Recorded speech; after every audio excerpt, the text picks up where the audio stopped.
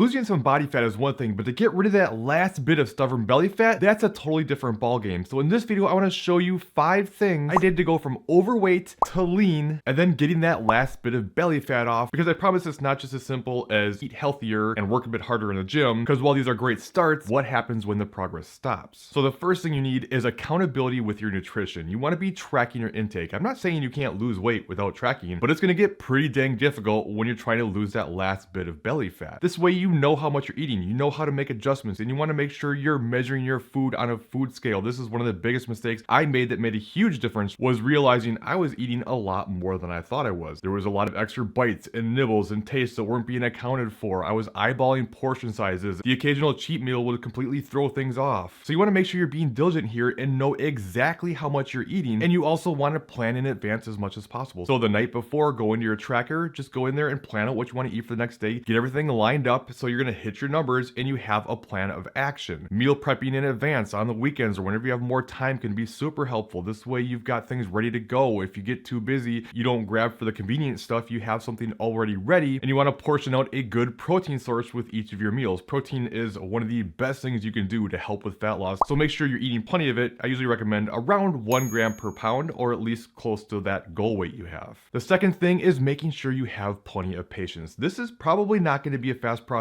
You're down to that last bit. Your body's going to be fighting you. You don't want to get too wrapped up in the result, because that just leads you to go off your plan. Now you set yourself back, so you have to detach your emotions and learn to be patient, and you can take some other strategies, doing things like taking diet breaks and refeeds to refuel that body. This is where you go back to maintenance for a while, especially with a diet break around maybe a week or two. It can possibly have some benefits for your hormones, for your metabolic rate, and I'm telling you, I've had plenty of people who came to me who were stuck for months, and we put them on a 2-week diet break, then came back, they started losing again because their body was just guarding too hard against fat loss, and you now gave it a reason to let its guard down. The third consideration is your exercise routine. Now, exercise is important. By itself, it's never going to be enough. You can't outwork a bad diet, as you've probably heard 1,000 times, and that's true, but it's still an important part of the process. And you want to make sure you're focusing the majority of your attention on a good strength training routine. This is what's going to help your metabolism. It's going to help you protect your lean body mass when you're dieting. You're burning calories during the exercise. You burn calories as your body recovers from the exercise. You burn more calories through your resting metabolic rate from having more muscle. So you don't want to turn it into a cardio bunny to try to get that last bit off. It's just going to be a struggle. Now, that doesn't mean no cardio. Cardio is going to be a part of the routine, but the mistake I used to make was trying to do all my cardio through high intensity interval training. And what I did without even realizing it was I would do that, but I'd be so exhausted from it and ended up just kind of trading calories burned because of how run into the ground I was. So while I'm not saying you can't do HIIT, but especially when you're getting this lean and energy levels are low, it's hard to recover from. And I find for most people, it does more harm than good. So you're better off doing something simple. Even just regular walking, I find to be so beneficial. It's my main source of cardio now when I do get lean. And while I understand it's more of a time commitment, there are some ways to get around this. Stick around to the end of the video and I'll have some strategies you can use to get some steps in easier and know how many to take. The fourth thing to consider is probably the most underrated aspect of just a fit, healthy lifestyle in general, and that is controlling sleep